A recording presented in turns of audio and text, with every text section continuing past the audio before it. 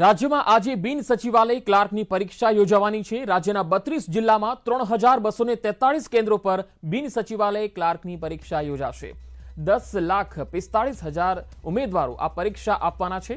ગત 13 ફેબ્રુઆરીએ લેવાનારી સરકારી બિન સચિવાલય કારકુન અને ઓફિસ આસિસ્ટન્ટની પરીક્ષા કે જેને રદ કરાઈ હતી તે હવે આજે યોજાવાની છે। 3000 થી વધુ જગ્યાઓ માટે આ પરીક્ષા યોજાવા જઈ રહી છે।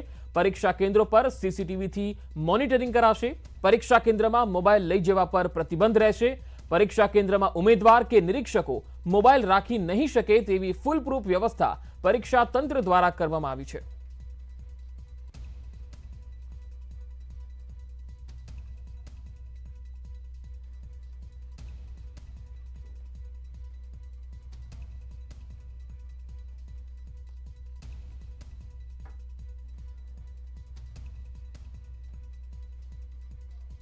बत्रीस जिला गीर सोमनाथ सिवाय जेमा 8 नगरपालिकाओं पण समावेश 8 महानगरपालिकाओं पण समावेश थाय छे अने कुल 10,45,459 उम्मीदवारों छे। मल्टीपल चॉइस टाइप क्वेश्चन कुल 200 मार्कनी आ परीक्षा लेवानी छे। कुल 3,243 सेंटर्स जेमा अमुक जिला हेडक्वार्टर अमुक तालुका हेडक्वार्टर और अमुक तालुका हेडक्वार्टर थी नीचेना पण केन्द्रों आवे छे। વધુ માહિતી સાથે સંવાદદાતા સંજય ટાંક મારી સાથે જોડાયા છે। સંજય, 32 જિલ્લામાં આજે બિન સચિવાલયની પરીક્ષા લેવાઈ રહી છે, ત્યારે કેવી વ્યવસ્થા ગોઠવવામાં આવી છે? કારણ કે પરીક્ષાની વ્યવસ્થા પહેલા ફેબ્રુઆરીમાં આ પરીક્ષા જ્યારે રદ કરવામાં આવી હતી ત્યારે હવે ઉમેદવારોનો જે જુસ્સો વધે એના માટે વ્યવસ્થા કયા પ્રકારની દેખાઈ રહી છે? આજે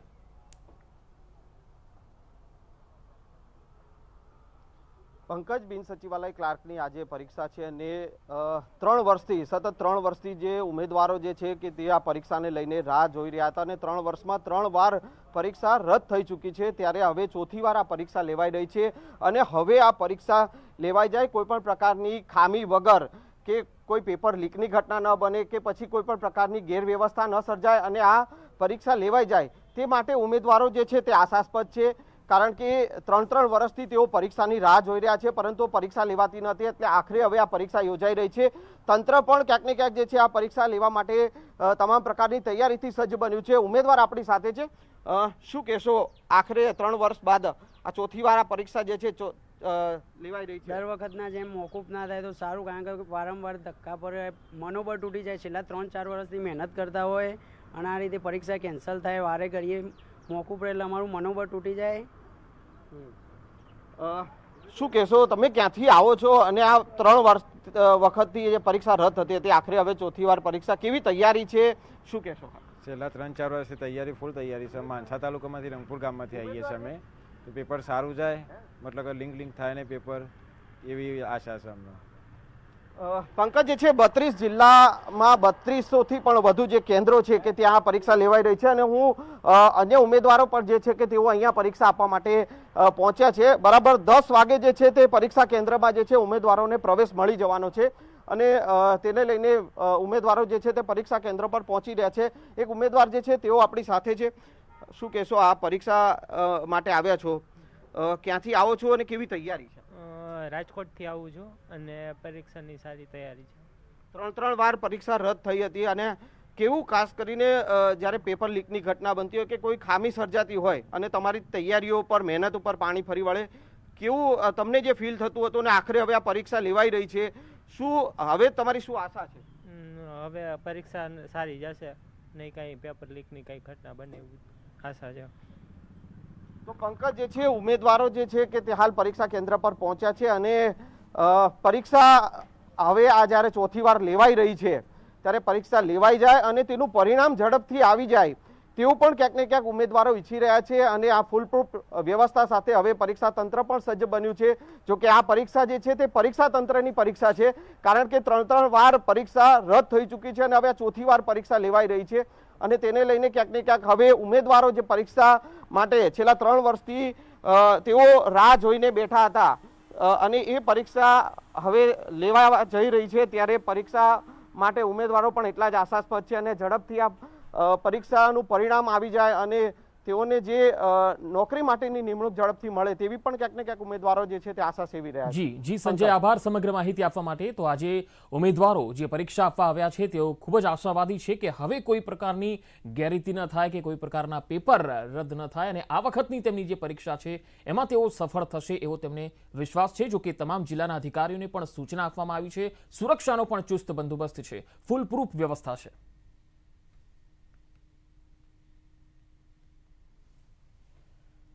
પાછલા 35 વર્ષથી ગુજરાત કોંગ્રેસમાં રહીને સેવા આપતા મણિભાઈ વાઘેલા આજે કેસરિયા ધારણ કરશે.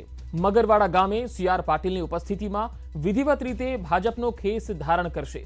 વડગામમાં તાલુકા અને જિલ્લા સ્તરે કોંગ્રેસ માટે ઉમદા કામગીરી કરવા છતાં કોંગ્રેસ તરફથી 2017માં મેન્ડેટ ન આપતા નારાજ મણિભાઈ વાઘેલાએ 2021માં કોંગ્રેસમાંથી રાજીનામું ધરી દીધું હતું. દિલ્હી પ્રધાનમંત્રી મોદી સાથે બેઠક પણ કરી હતી. હવે ભાજપમાં તેઓ વિધિવત જોડાવાના છે.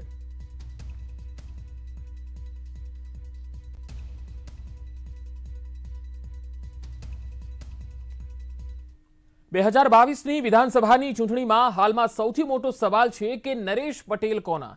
તેમની દિલ્હી મુલાકાત અને પ્રશાંત કિશોર સાથેની મીટિંગ બાદ પર તેઓ કન્ફ્યુઝ હોવાની વાત કરી રહ્યા છે. હું પણ ઘણો બધો અત્યારે કન્ફ્યુઝ છું. મારે પણ આપને પણ જવાબ દેવો પડે છે, સમાજને પણ જવાબ દેવો પડે છે. એટલે 15 તારીખ સુધીમાં હું પણ સ્પષ્ટીકરણ કરવાનો છું કે રાજકારણમાં હું પ્રવેશું નહીં. નરેશ પટેલ આજે નહીં, છેલ્લા 3 મહિનાથી કન્ફ્યુઝ છે. તેઓની આ પ્રતિક્રિયા નિર્ણય શક્તિ સામે પણ સવાલ ઊભા કરે છે. નરેશ પટેલ રાજકારણમાં ક્યારે એન્ટ્રી કરશે એની અટકળો ઘણા સમયથી ચાલી રહી છે. આ અટકળો વચ્ચે નરેશ પટેલે અચાનક દિલ્હીની મુલાકાત લેતા અટકળો વધુ તેજ બની. દિલ્હી એક સામાજિક વ્યવહારુ કામે ગયો હતો. એક લગ્ન હતા. ગઈકાલે અહીંથી આજ ફ્લાઇટમાં ગયેલો, આજની ફ્લાઇટમાં આવેલો અને લગ્ન એટેન્ડ કરીને આપની વચ્ચે આવું છું. લગ્નની અંદર રાજકીય નેતાઓ પણ ઘણા બધા મળેલા છે અને ઘણી બધી વાતચીત પણ થઈ છે, પણ કોઈ ઓફિશિયલ કોઈ પણ ચર્ચા હજી સુધી મેં દિલ્હીમાં કરેલ નથી. પરંતુ તેમણે કહ્યું કે સર્વે પૂર્ણ થઈ ગયો છે અને સોમવારે મીટિંગ કરવામાં આવશે. સર્વે લગભગ કમ્પ્લીટ થઈ ગયો છે. અમારી સોમવારે મીટિંગ છે. સોમવારે મીટિંગની અંદર ઘણી બધી ચર્ચા થશે અને પછી લગભગ એન્ડ ઓફ ધીસ મંથ અમે આપની સમક્ષ મૂકશું. હાલમાં નરેશભાઈ નિર્ણય કરી ચૂક્યા હોય તેવું લાગે છે, પરંતુ તેઓ જાહેરાત સોમવારની મીટિંગ પછી કરવાના મૂડમાં જણાઈ રહ્યા છે. નામ નહીં આપે પણ નિર્ણય ખુદ જ કરશે. રાજકારણમાં પ્રવેશ કરવાની વાત છે એ હું નિર્ણય આપના થકી મારી પોતાની હેસિયતથી આપને આપીશ.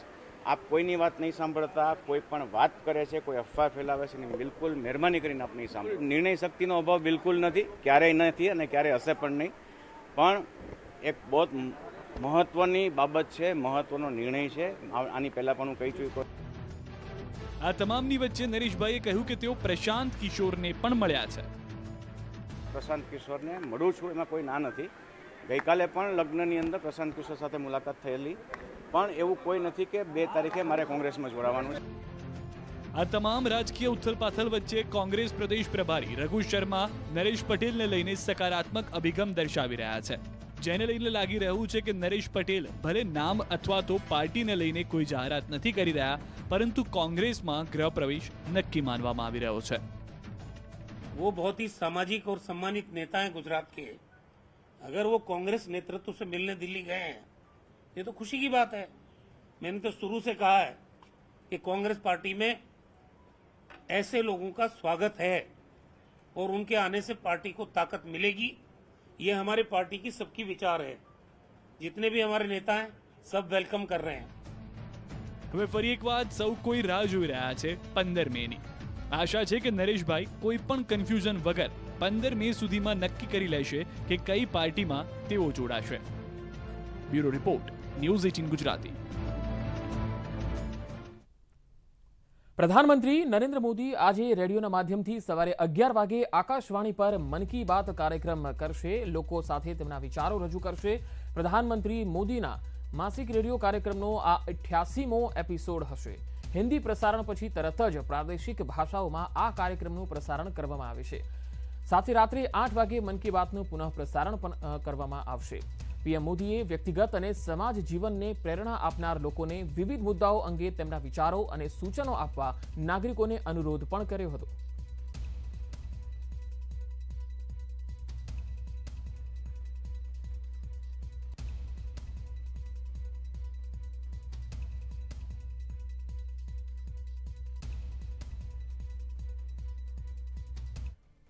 અને હવે વાત પ્રધાનમંત્રી મોદીના જમ્મુ કાશ્મીર પ્રવાસની.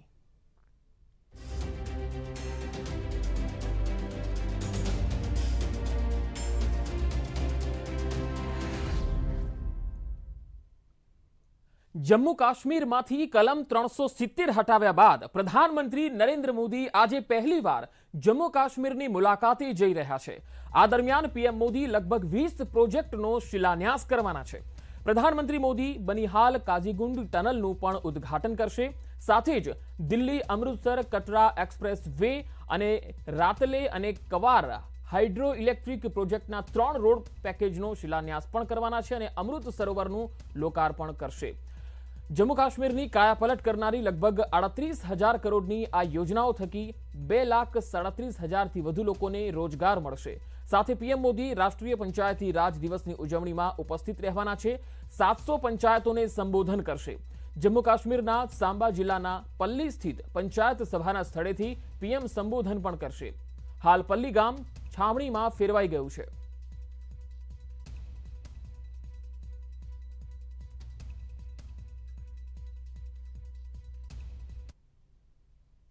मिनिस्टर नरेंद्र मोदी यहाँ जम्मू का दौरा करेंगे. सांबा के पल्ली एरिया में वो जाएंगे और एक महापंचायत कॉन्फ्रेंस को खिताब करेंगे. इस पंचायत कॉन्फ्रेंस में जम्मू कश्मीर से तकरीबन हर डिस्ट्रिक्ट से जो पंच सरपंच डीडीसी मेंबरान बीडीसी मेंबरान जो भी पंचायत राज के साथ जो जुड़े हैं वो यहाँ पे पहुँच रहे हैं और कुछ लोग पहुँच भी गए हैं. हमारे साथ कुछ जो सरपंच है पंच है जो मुख्तलिफ जगहों पे काम करते हैं जम्मू कश्मीर के, वो हमारे साथ इस वक्त है. इनसे जानेंगे कि इस रैली के मुताबिक उनका क्या कहना है, क्या एक्सपेक्टेशंस हैं, इनसे जानेंगे. आप अपना नाम बताएं. जी, मेरा नाम इश्तियाक अहमद है. आप कहाँ से? ये शपैया से हूँ, ब्लॉक कलर. आप अब रैली कल होने वाली है, आप यहाँ पहुँच गए जम्मू. क्या कितना आपको एक्सपेक्टेशन, क्या उम्मीदें हैं इस रैली से? मुझे उम्मीद है इंशाल्लाह. तो हम प्राइम मिनिस्टर का शुक्रगुजार हैं कि वो जम्मू आ रहा है. तो मुझे उम्मीद है कि वो एक पंचायतों के लिए एक बड़ा ऐलान करेगा इस तरह से. क्या क्या चाहते हैं आप, क्या क्या डिफ़िकल्टी आ रही है, क्या क्या मुश्किलात है? देखो, जो हम पहले तब शुक्रगुजार हैं प्राइम मिनिस्टर साहब का, जिन्होंने 2018 में इलेक्शन पंचायत इलेक्शन करवाए यहाँ. तब बहुत हालात काफ़ी ख़राब थे. प्रधानमंत्री आ रहे हैं, ये खुशी की बात है. ये इन्होंने इनिशिएटिव लिया है, ये इन्होंने ही किया है. पंचायत राज सिस्टम ये इन्होंने ही कायम किया है. हम उम्मीद करते हैं कि कोई बड़ा पैकेज वो पंचायत के लिए ऐलान करेंगे. तो आप चाहते हैं कि कुछ ना कुछ हो. क्या आपको लगता है कि इससे कितना अगर कोई पैकेज यहाँ अनाउंस होता है, कितना तस्वीर और तकदीर बदलेगी गाँव की? बदलेगी, क्यों नहीं बदलेगी. पिछले सालों में भी बहुत कुछ बदला यहाँ. पिछले सालों में बहुत कुछ बदला ना. तो एक और पंच से बात करते हैं. आपका नाम? मेरा नाम मनोज पंडिता है. मैं सरपंच हूँ, हल्का लाजुरा, ब्लॉक काकापुरा, डिस्ट्रिक्ट पुलवामा. तो क्या मनोज, क्या आप वहाँ पे काम करते हैं, क्या क्या मुश्किलात तो बहुत हैं, क्या चाहते हैं प्रधानमंत्री से? पहले तो खुशी की बात है, उनको हम धन्यवाद कहना चाहते हैं क्योंकि पहली बार उन्होंने जम्मू कश्मीर स्टेट में 3 टायर सिस्टम कंप्लीट किया है. तो ये प्राइम मिनिस्टर की ही देन है. जो पंचायत राज है, जो गुजरात में मॉडल है, जो महाराष्ट्र में मॉडल है, वही मॉडल J&K में होना चाहिए. सबसे बड़ी बात क्या है पंचायत राज की कि मेरे गांव में, मेरे हलके में जो गरीब परिवार था, जो गरीब मेरे भाई बहन थे, उनके दिल में कॉन्फिडेंस आया, विश्वास आया कि जो सदियों से हमारे काम नहीं हो रहे थे अब वो काम हो जाएंगे और होने लगे हैं. मैं एक छोटा सा उदाहरण देता हूँ. मेरे गांव में प्राइमरी हेल्थ सेंटर है, तो वहाँ पे अल्ट्रासाउंड मशीन मैंने लगवा दी. फिर मैंने डॉक्टर साहब से बात की, कह रहे इस ब्लॉक में 10 से 11 प्राइमरी हेल्थ सेंटर है और ये पहला एक प्राइमरी हेल्थ सेंटर है जहाँ पे अल्ट्रासाउंड मशीन लगी है. काम तो ग्राउंड लेवल पे हो रही है. मेरे मित्र सही कह रहे थे, सिक्योरिटी के रीज़न है क्योंकि सिक्योरिटी थ्रेट तो है वहाँ पे, लेकिन ये है कि फ्रीली हम अपने हलके में नहीं जा पाते हैं. बट जब ज़रूरत होती है हम कंसर्न PCR से बात करते हैं तो वो हमें प्रोवाइड करते हैं सिक्योरिटी. और हम चले जाते हैं अपने हलकों में, ब्लॉक पे और डिस्ट्रिक्ट लेवल पे। बीडीसी जितने भी पंचायत राज इंस्टीट्यूशन से जुड़े हैं, इन लोगों का साफ कहना है कि उनकी बहुत सारी डिफ़िकल्टीज़ हैं, लेकिन उम्मीदें हैं और उम्मीदों से बड़ा उनका मन है कि कल जो प्रधानमंत्री जब बात करेंगे वहाँ पे पंचायत कॉन्फ्रेंस में, तो जो इनकी मुश्किलात हैं, इनकी जो इश्यूज़ हैं, प्रॉब्लम्स हैं, कंसर्न्स है, उस पर वो ज़रूर बात करें और कोई ऐसा पैकेज लेकर आएंगे जिससे ये लोग ग्राउंड पे कोई अच्छा काम कर सके अपनी कॉन्स्टिट्यूंसीज के लिए, अपनी हलकों के लिए, अपनी पंचायत जो जहाँ जहाँ पे इनकी पंचायत हैं। कैमरामैन साहिबा के साथ में समीर भट्ट, न्यूज़ 18 उर्दू, जम्मू। 2019 के बाद का जम्मू कश्मीर और 2019 के पहले का जम्मू कश्मीर, जरा आप विचार करिए। आज नीति आयोग जब भी राज्यों की सूची जारी करता है तो मुझे लगता है कि जम्मू कश्मीर हर क्षेत्र में आपको दिखेगा। अभी हाल की बात मैं बता रहा हूं कि प्रधानमंत्री ग्राम सड़क योजना में किन राज्यों ने कैसा प्रदर्शन किया है, उसकी सूची जब जारी हुई तो राजस्थान मध्य प्रदेश के बाद तीसरे नंबर पर हम थे। अनेक क्षेत्र, मैं कह सकता हूं कि विभिन्न क्षेत्रों में जिस गति से काम 2019 के बाद हुआ है, मैं कह सकता हूं कि एक ट्रांसफॉर्मेशन जम्मू कश्मीर का हुआ है। બ્રેક બાદ વાત કરીશું પાટણની। પાટણમાં રાધનપુર શહેરમાં રખડતા ઢોરનો ત્રાસ ખૂબ જ વધી ગયો છે।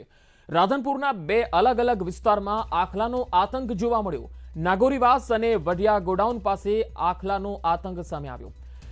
રહીશો જીવ બચાવવા ઓટલાઓ પર ચડતા જોવા મળ્યા। રાધનપુરમાં 15 દિવસમાં 2 વ્યક્તિના મૃત્યુ થઈ ગયા અને પાલિકા સામે સ્થાનિક લોકો ખૂબ જ આક્રોશ વ્યક્ત કરી રહ્યા છે।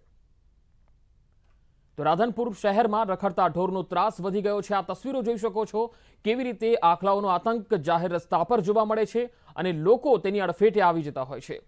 રાધનપુરના બે અલગ અલગ વિસ્તારોમાં આખલાનો આતંક સામે આવ્યો।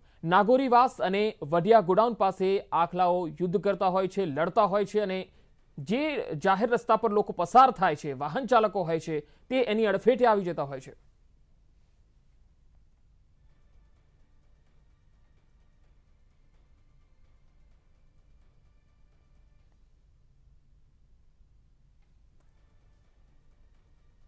उत्तर गुजरात वीज कंपनी लिमिटेड द्वारा विविध क्षेत्र में अवनवा संशोधनों करी वीज वितरण व्यवस्था सुदृढ़ करवानो सतत प्रयत्न करता रहता होय छे।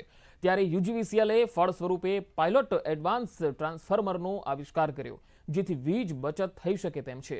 आ आविष्कारने an energy conservation system with a planned load shedding transformer तरीके ओळखवामां आवे छे। वीज बचत करीने छेवाड़ाना ग्राहक सुधी वीज वितरणनो लाभ मळे तेवा प्लान लोड शेडिंग ट्रांसफॉर्मरનું સંશોધન કરી યુજીવીસીએલે પેટન્ટ મેળવી છે। જ્યોતિગ્રામ યોજનાના સફળ અમલીકરણ માટે સતત 24 કલાક વીજ પુરવઠો પૂરો પાડવા માટે સ્પેશિયલ ડિઝાઇન ટ્રાન્સફોર્મરનું સંશોધન કરનાર તેમજ ERDA દ્વારા પ્રમાણિત ભારતમાં પ્રથમ વીજ વિતરણ કંપની બની છે। સરકાર હસ્તકની વીજ કંપની દ્વારા આવું સંશોધન કરવામાં આવ્યું હોય અને અન્ય રાજ્યો દ્વારા તેને અપનાવવામાં આવ્યું હોય, ઉપરાંત તેની રોયલ્ટી પણ મળી હોય તેવી સમગ્ર રાષ્ટ્રમાં ઉત્તર ગુજરાત વીજ કંપની પ્રથમ કંપની બની છે। મને જણાવતા ખૂબ જ આનંદ થાય છે કે યુજીવીસીએલને પ્લાન્ડ લોડ શેડિંગ ટ્રાન્સફોર્મર તરીકે એક વિશિષ્ટ પ્રકારનું ટ્રાન્સફોર્મર બનાવવા બદલ પેટન્ટ મળ્યું છે। સીધો ફાયદો આ છે કે જે સિસ્ટમની સ્ટેબિલિટી છે, એની ક્રેડિબિલિટી છે, વારંવાર જે ઓવરલોડિંગના લીધે વીજ કાપ થતું હતું એ એનાથી અટકશે। माता पिता सावधान। जो आपना बाळकनी मासूम रमतो पर जो आप ध्यान नहीं आपता तो आ आदत बाळक माटे जीवलेण साबित थई शके छे, जेनुं वधु एक उदाहरण सामे आव्युं अमदावाद सिविल होस्पिटलमां।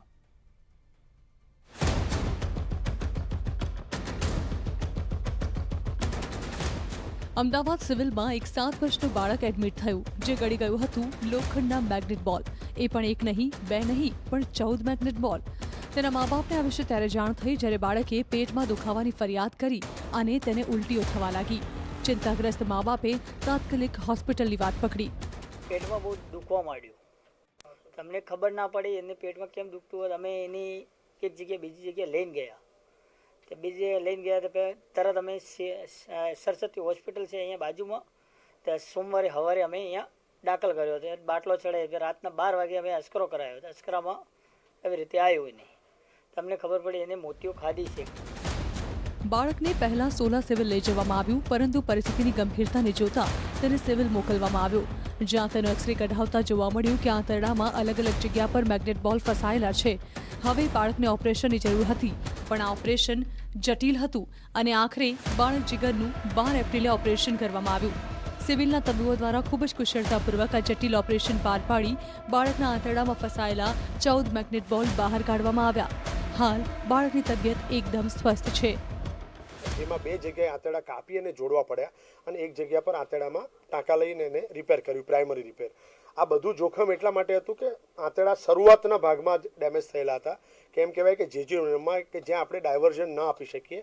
આંતરડા સોજાવાળા હતા, કદાચ એમની પાસે એવી હિસ્ટ્રી નથી કે આ બાળક કેટલા દિવસ પહેલાં આવા બીડ્સ ગળી ગયું હશે, એટલે આંતરડા સોજાવાળા, સ્પીલ ઓવર બી ઘણું થયેલું, પરંતુ પ્રાઇમરી એનાસ્ટોમોસિસ કર્યું અને સારી રીતે હીલ થઈ ગયું.